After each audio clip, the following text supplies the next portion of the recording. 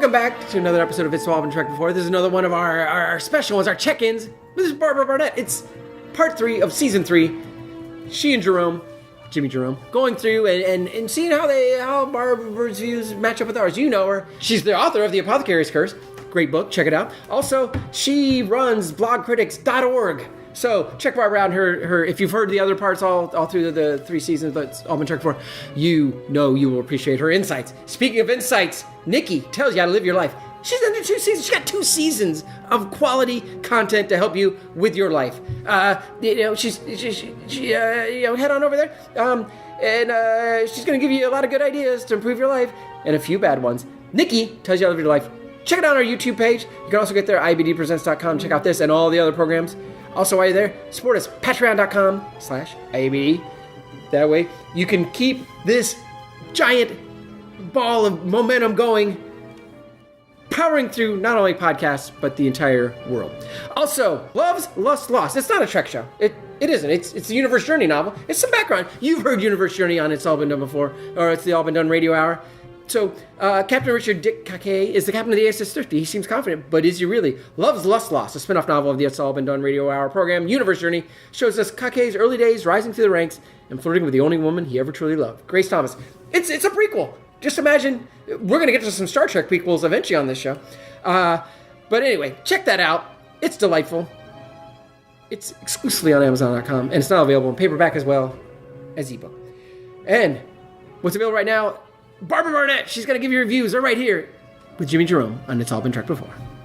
Welcome out to another episode of It's All Been Tracked Before. This is Jimmy Jerome, and I'm here with Barbara Barnett, executive editor of Blog Critics Magazine at blogcritics.org, author of The Apothecary's Curse and Chasing Zebras, and an author's guide to House MD.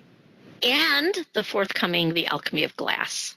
Which is the sequel to The Apothecary's Curse? It is, and it's due out second half sometime of 2019. And I also, in February, and this would be great for Star Trek people, because the whole hopeful philosophy of Star Trek really is the underpinning philosophy of the magazine Dreamforge, D-R-E-A-M Forge, Dreamforge magazine, which launches in February.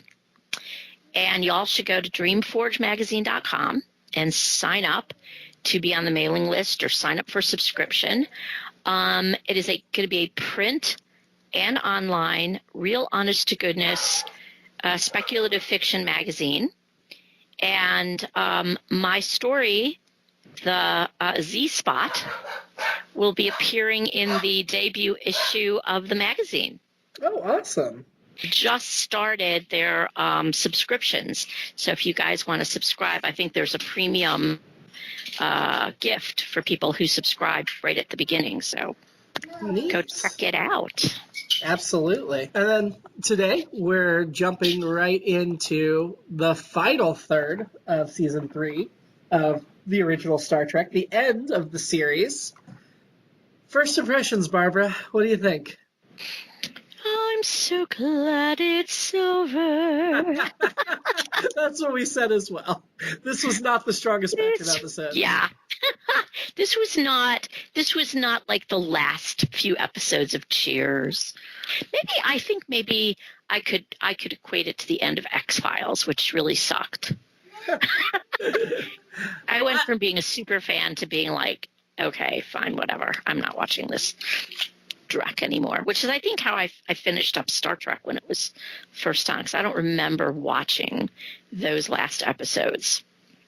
So I think the last 2 episodes weren't terrible, and there were some episodes in this batch that weren't terrible, but leading the last 5 or 6 until those final 2, I was just suffering. I was just, let it end. We're done with this.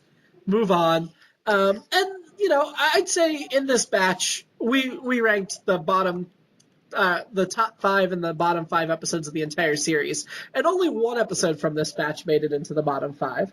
So Yeah, I don't think this is all completely terrible. No. In fact, it's interesting because I rewatched everything to do this podcast, and my plan was to watch enough to get me started and remember the episode, and then skip to the end and see how it ended.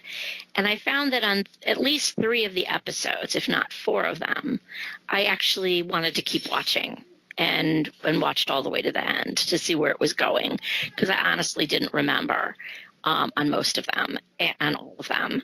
And I did sort of remember them, but I didn't, I actually kept watching. I was thinking, these are actually really good premise, maybe not executed beautifully, but not bad. So there were a couple of pretty good ones I like, one that's a real relic that does not age well, 50 years on. The Eden one, a late 60s relic. All the way to Eden? We actually, I don't know, maybe because we got in with such low expectations, we ended up putting that one in the middle of the season. I probably would too. I wouldn't put it at the bottom. Okay. Well, what's the best of this batch? So my best one was Requiem for Methuselah. Really? Yes. And maybe it's because I wrote a novel about an immortal guy who isn't completely unhappy with his immortality, but suffers the pains of being immortal and also having acquired his genius from acquisition, being acquisitive over the centuries. He's not as old as the guy in Requiem for Methuselah, but I liked it. I really did. The story, so the episode suffers from what all the other episodes of this batch suffer from, and that is bimbo syndrome. And scantily clad women who are there mostly for Kirk, but not exclusively. So that's the thing that I did not love. I was kind of sad because it looked like she was kind of into Spock, because they are equivalently brilliant. I did like it. I did not like the pompous McCoy scene at the end, railing at Spock for his lack of the ability to feel love and emotion, which is absolutely not true. And by this time, and this suffers from procedural syndrome, because anyone who'd been watching the series for 3 years knows it's just not true what he's saying. Sure. And McCoy should know by now as well. And he probably does, but he is the way he is and says the things he says. I think we are going to run into some disagreements here, though, because we have Requiem for Methuselah second from bottom of this batch. Really? From bottom of the season. Wow. That's interesting. Maybe I just like the premise. It is an interesting premise. I just thought it was poorly executed. Yeah, I don't like the fact that we've got, let's see, what are my notes here? Earthling wants to be left alone. Immortal guy who has seen so much. I like that premise. It's a very classically romantic premise. I like the idea that Spock plays Brahms so beautifully and that he's so brilliant and well-versed in the arts, probably because of his mother. And I guess that kind of appealed to me as sort of a geek in that way. Well, the premise of it, of course, they need this, whatever it's called, Ritalin. I keep thinking it was they wanted Ritalin. I think they're just mispronouncing Ritalin, is what I assume. Ritalin isn't an antiviral. Ritalin is an anti-ADHD drug. Yes, but it wouldn't have been invented yet. It was invented, yeah. It was invented. That's right. Was it invented? Yes. Yeah, I remember looking that up when we talked about this the first time. Okay. I thought the lab was kind of silly because it had these kind of dime store little, how when you get a sundae at an ice cream store, the thing that kind of squirts out the. Oh yeah. That's what those things looked like, and they were like green and yellow and red and all the RGB colors, right? Uh-huh. That was kind of cheesy. But I thought, this is my note, the interesting story ruined by all the Kirk hormonal stuff. Again, he falls for women in the first 2.5 seconds he sees her. Good Lord, how could he command a ship when his hormones are so front and center all the time? But I did kind of thought it would have been better if it would have been more interesting had she connected with Spock, the brain, rather than Kirk, the manly man. So that episode was written by Jerome Bixby, and he wrote another film called The Man from Earth. Have you heard of this or seen it? A Man from Earth. Yeah, I've heard of that. Yeah, it came I out in haven't seen it. 2007, and it's about a guy who he's a professor and he decides he's going to move, and he tries to just slip out of town quietly, but a bunch of his coworkers come to his house and force a goodbye party, and during the party he ends up telling them, "Hey, I just don't age. I'm really, really old, and so every so often I have to give up my life and move on so nobody notices." Oh, And he does yeah. it in a very hypothetical at first, and Yeah. it's a talk movie. It's basically like 7 people in a room the whole time, or I don't know if it's exactly 7. I can't remember the number of people, but it's about that number. And they just sit in the room and try to poke holes in the story and everything. And so to me, that was a much better version of this. Oh, Um, when I saw that movie, when I saw that movie like right after I had drafted my first draft of Apothecary's Curse. I saw it on TV. Yeah, yes. I remember. Was that guy? I actually thought the movie was kind of stupid, but I liked the movie. I don't think it was the best movie ever, but I liked it. I actually wrote a review on Blog Critics for that a year ago when they put out the special edition. So I have a thing about immortal stories. And I had the same problem with the TV show. What was it called? Forever? Or whatever the heck it was called, about this immortal pathologist guy who kept killing himself and winding up naked, and he was hidden and all. I just thought it was stupid. It just does. You have to follow certain rules for immortality. But I kind of liked it, and it's it's been done and done and done. The whole immortality thing has been done a lot in literature and movies, and I'm only one small little, pebble in that pond. But I thought it had a lot of possibilities, and considering it was made in the late 60s, okay, it's good. I thought that the effects were bad. The little tiny Enterprise was kind of Sure. Didn't really like that. But I found it to be pretty good. So you ranked it second to last of this batch. Yes. What did you rank first? That Which Survives. I also liked that. I did like that one. Okay. And what did I rank that? I ranked that. I think I ranked that too. I did. Lee. How can you not like Lee Merriweather? Oh, this was totally the Batman season. All the Batman actors are on season 3. But yeah, Lee Merriweather's one of the best. Yeah, well, she's a good actress anyway. I had a lot of good actors. I mean, in the Methuselah one, you had James Daly and I can't remember who was the woman, but both really, really well-respected stage actors.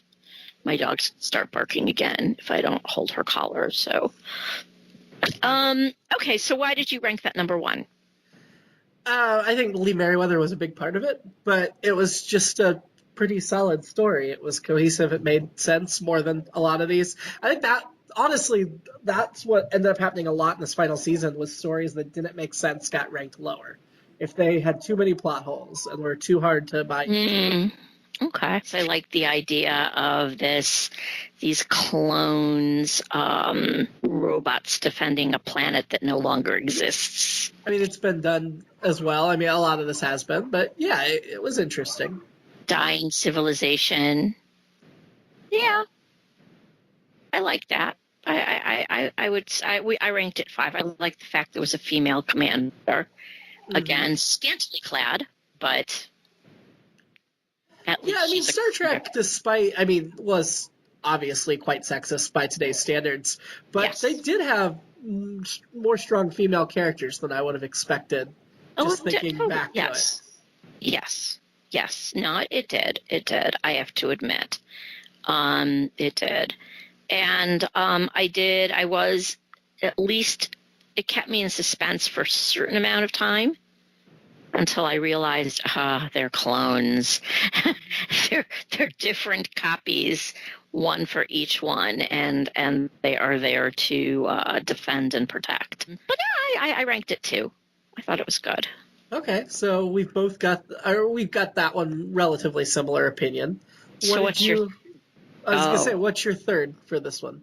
Memory Alpha? Lights of Zatar. In this episode, strange incorporeal aliens threaten the Memory Alpha state. Yes. So Lights of Zatar was our least favorite episode of this season. I liked it. I thought it was good. Again, really interesting premise. I liked the fact that Scotty was in love, but he was completely out of character. I remember thinking this one not only didn't make sense, but also was super boring. Yeah, I mean, you have the a dying civilization. Maybe the reason I ranked it there is just because I thought it was kind of an interesting premise. And then you had Scotty in love, which happens so rarely. True. It was a Scotty story, and I thought that it was noteworthy for that. I think we did not understand why Scotty liked her. Like, it was just very sudden and very out of character and very poorly done. I think it was kind of, they dropped us in media res in the middle, and that's unusual for the show because usually if something is going to happen, there's a build-up to it, especially something that significant. But they basically dropped us in as something that was already occurring, and I'm wondering if there was an act one went back further and they had to edit it out because it went too long. That built that up. So I like the idea of this library, this, I think that's why I just thought it was a really intriguing premise where you had this, that was the one with the library, right? The archive. Yeah, the Federation Central Library. Yeah, and I loved the idea. Maybe that's what it was that really, really got me, was the idea of this library, this archive of the entire everything was in this one place. And I remember Stargate Universe episode where they all found this sort of central archive. See, I had forgotten that was even an element of this episode. That's how much I didn't think it was like stood out among everything else. I think I was looking at these. I mean, the acting was the acting. I mean, Shatner can't act. DeForest Kelly can't act. James Doohan can't act. Nimoy can act, sort of. So I sort of ignore that. And it's like, oh, that's new and interesting because they've not done one like that before. And I like that. I think that's why I ranked it where I did. So I'm kind of looking at them as stories rather than episodes, maybe. And maybe that's where our difference is. Just like what appeals to, like what you think has good promise, whether it was well executed or not. Yeah, they were trying something new, and here they are 3 seasons in. They're going to be canceled. And they're trying something different. And you gotta give them props for that. I just kind of felt like they were rushing a lot of these out so they would get episodes delivered rather than they were actually purposely trying to do something new. Oh, I think they were rushed. I think they were badly acted. I think that there was no depth to any of the stories. But again, my bar changed for these. Interesting. So what did you rank as number 3? Two? So, number 2 we had as Turnabout. Okay. Thought it was a pretty good ending. Shatner actually did some good acting in it, which isn't always the case, but I thought in this episode he did. The story made sense and wasn't forced so much, and it was like the body swapping that is cliche at this point, but this was before it was cliche, so kind of set up. And just the choosing to end it on this note, I mean, there were a couple things that didn't make sense about it, but for the most part, I thought it was a pretty solid ending. And so my notes were completely forgettable. I really hate the body swap episodes that are done on the cheap vis-a-vis story. Shatner's acting Oh my God. So we'll disagree on that one as well. And I ranked that down at the bottom. So Figure. that's so funny. We Yeah, are like we're really so off not of in this time. we are not in sync. So was that your like dead last of this batch? Yeah, that was my dead last. Wow. 8 of 8, where we had Zaytar as dead last. Interesting. Yeah, I ranked all our yesterdays next, followed by Eden. So you had all yesterday's at 4 and Way to Eden at 5? Yeah. Well, we had that as 3 and 4. So we clicked. All right, we're sort of getting we there. clicked in the middle. Yeah, my notes for all our yesterdays. Interesting Spock. I liked with me and Spock episodes, right? Yes, of course. I thought it was weird. I found it. I remember when I saw it the first time how uncomfortable it made me because it was so not Spock. I like how they did it by actually turning his biology back to a earlier, more savage time. And I also really loved the premise. I really loved the premise of this one, sending people to another time. And this was another library one. Yeah. But it was a library of times, and you could go to them. What a cool! I love this idea with the portal. I mean, this was a really unique, innovative idea. I may steal someday. Honestly, what I remembered about this episode until I had rewatched it was Mr. Atos in the library. The actual things they did back in time, I did not remember what those were. I just remembered the library itself because I thought it was really neat. No, I mean I did. I liked the idea. Again, premise. It's a different premise. It's a portal, and maybe because I'm thinking about portals because I'm writing a short story about portals right now, and Alchemy of Glass is all about a portal. So I guess I kind of connected with it on that level. But I did like seeing Spock as someone very unspock.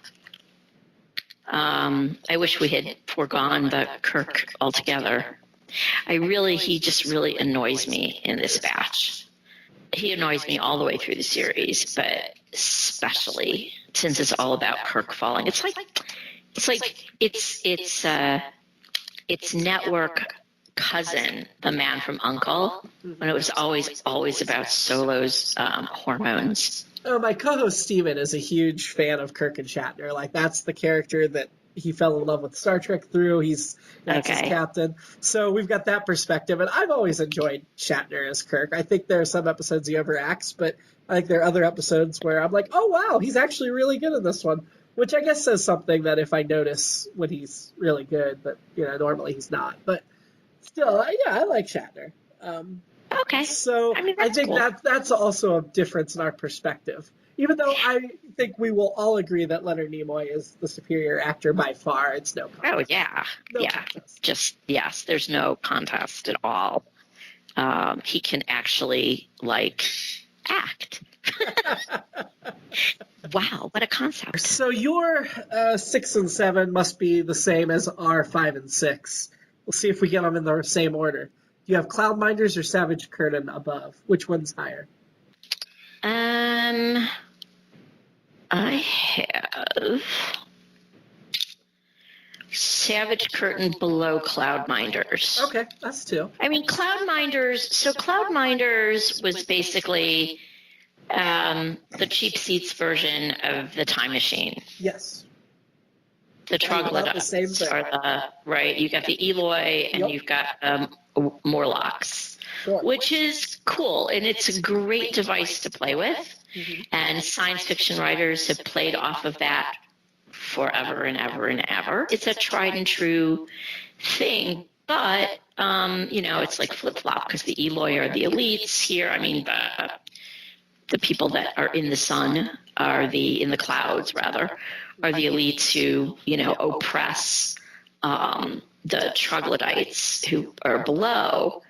And the troglodytes are revolting, which I love that idea a lot, which is not what happens in the time machine, because the Morlocks actually rule the Eloi. Time Machine is like one of my favorite Wells stories ever.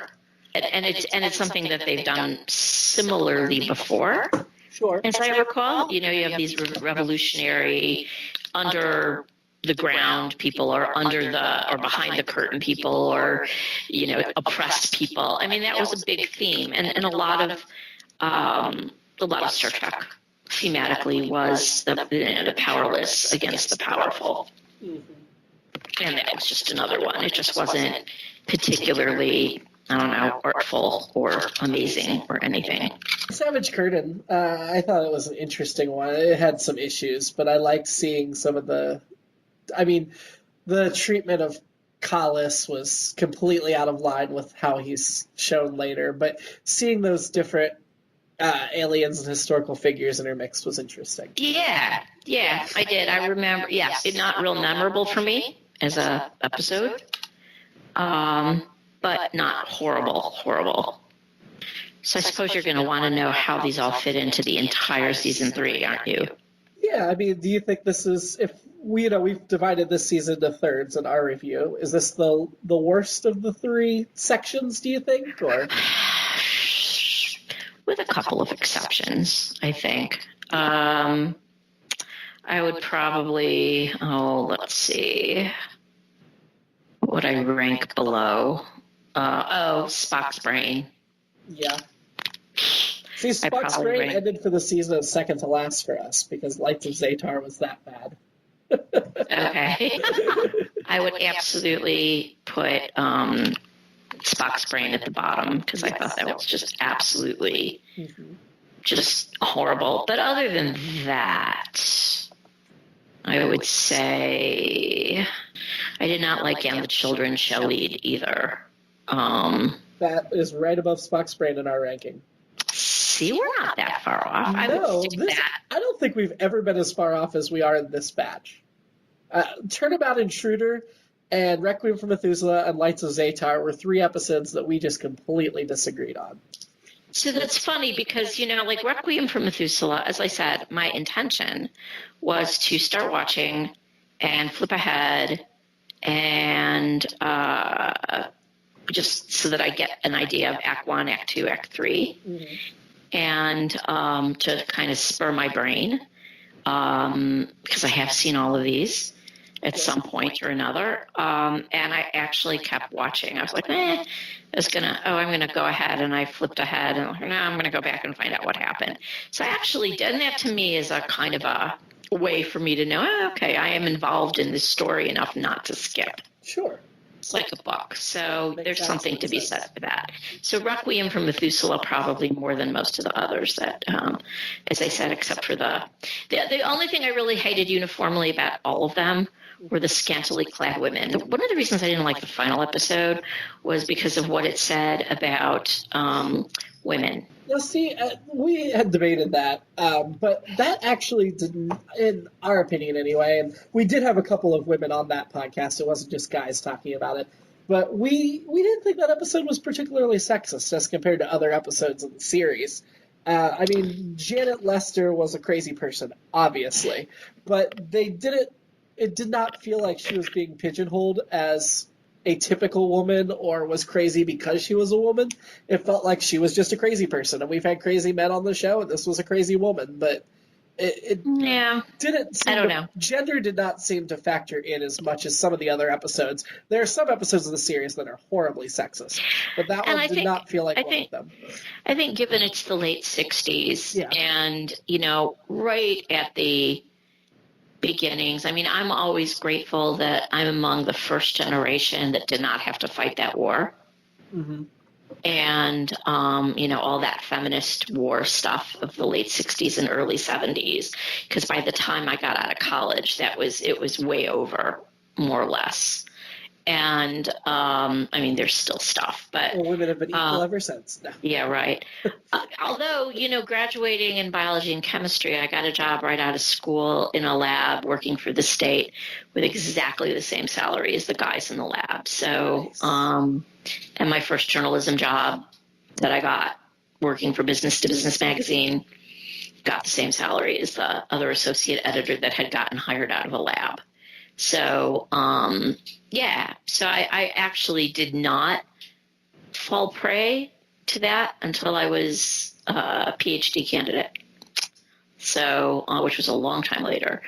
So I was actually very lucky that by the time I graduated college, it was like you can do anything you want. Mm-hmm. And so the Star Trek stuff in the late 60s, it was really at the beginning of that war, that battle. And stuff was in flux. I have to say Star Trek on the whole did a really good job of trying to show equality had been achieved, or certain parity had been achieved between men and women. You had women commodores and you had women commanders and women bad guys and women Romulan commanders. That was the one thing in Turnabout Intruder that I kind of bumped on is Janice Lester says she's mad because women can't be captains and she deserves the right to be captain. But I felt, to me, that wasn't true. That's just how she was justifying in her own mind why she'd been rejected. And that nobody corrected her because they're like, oh, she's crazy, let her go. We're not going to argue with her over stupid stuff. Because by then we'd already established in the canon that Pike had a first officer that was a woman. So certainly there were likely women commanders. And now with Enterprise and Discovery, we found out that there were women captains as well. Before that time, Captain Giorgio is fantastic. Philippa Giorgio in Discovery, Michelle Yeoh's character. So yeah, I just took that as no, women aren't really banned. She's just trying to justify in her own mind why she was shut out. So one of the things that I think I started one episode too early when I started my rewatch, and it was one where it was logic versus diplomacy. Like this is how you do. I can't remember exactly because now I've seen too many others in the interim. And I remember noting, and maybe it was the one right before this batch. That would have been the Mark of Gideon. One of the things that really bothered me was that Spock is the son of a diplomat. Yes. And he would know all about diplomacy. Sure. Oh, what I wanted to say, and this is going to be random. I know it's going to be random. The reason I brought up Dreamforge magazine, besides the fact that my story is going to be in it, is that Dreamforge really carries in its own way the Star Trek ethic. So its mission is hope fic. It could be dark, gloomy, horribly disastrous fiction, but there has to be an element of hope, that there's hope for the world. And that's the whole mission of this magazine. It's their mission statement. And I think that dovetails so nicely with the Star Trek mission. No, absolutely. So, yeah, you agree that this was probably the worst batch of season 3 episodes overall. Yeah, right. Yeah, you got me. Except for those couple I mentioned, but yeah. Sure. No, absolutely. And honestly, these were scattered throughout the season, but I'd say the overall ranking was lower in this last third. And an ignominious end to the series. And I'm sure we agree season 3 was the weakest of the 3 seasons. Oh, without a doubt. So my emotionally favorite episodes, they may not be the best episodes. My emotionally favorite episodes of the entire series are Trouble with Tribbles and This Side of Paradise. Yeah, and This Side of Paradise. And the Amok Time. Well, yeah, Amok Time we ranked it number 4 for season 2. Because season 2 was just so strong. Above that was Journey to Babel, Mirror, Mirror, and Trouble with Tribbles. So Amok Time, was almost, number 4 of season 2 is not a bad place to be. No. But This Side of Paradise, I was looking for it to see where we ranked it, because I remember not liking that episode very much. And, we ranked it as number 25 out of 29 of season 1. So... yeah, okay. Pretty darn low. Okay, I have my reasons. But that's honestly, okay. That's most of these I would rewatch. If I was doing a rewatch of the series again, I'd say Alternative Factor, Lights of Zatar, and Tomorrow is Yesterday are the only 3 that I'd feel like I would not want to watch again. Those 3, I've had my fill, I don't need them. I would even watch Spock's Brain again. Oh, God. No, that one I would not watch.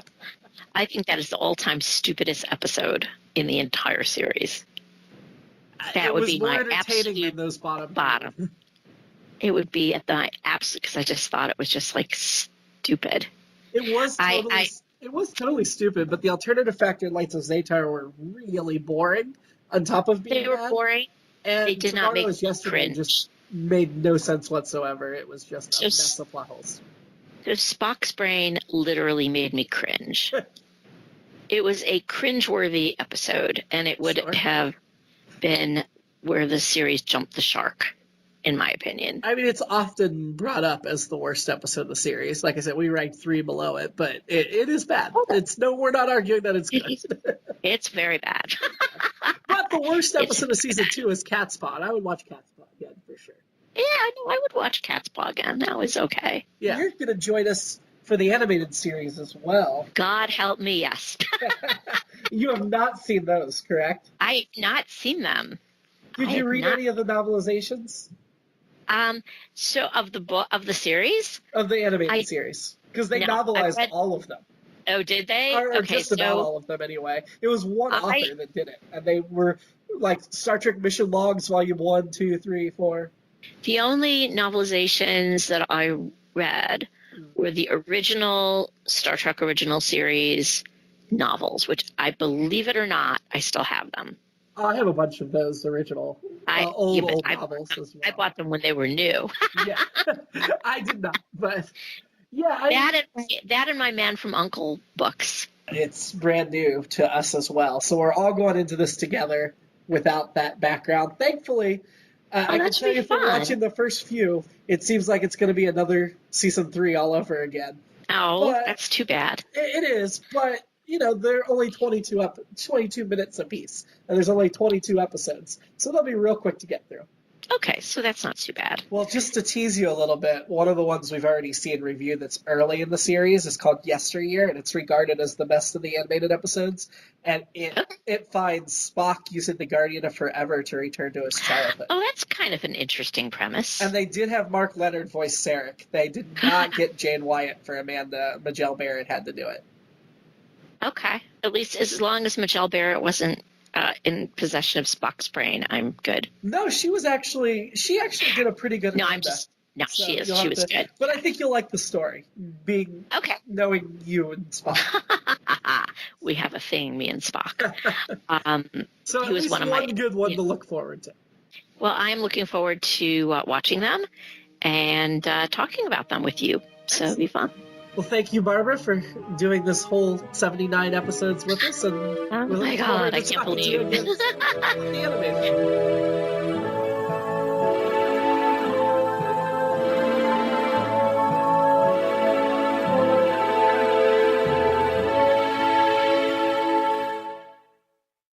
Okay, take care. Oh, and have a really great Christmas. You too.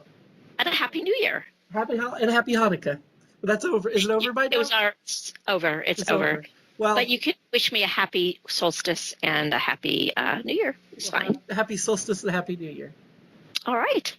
Take care. See you next year. Okay, I'll see you then. Okay. Bye-bye. Bye. It's All Been Done presents Who's Got the Time?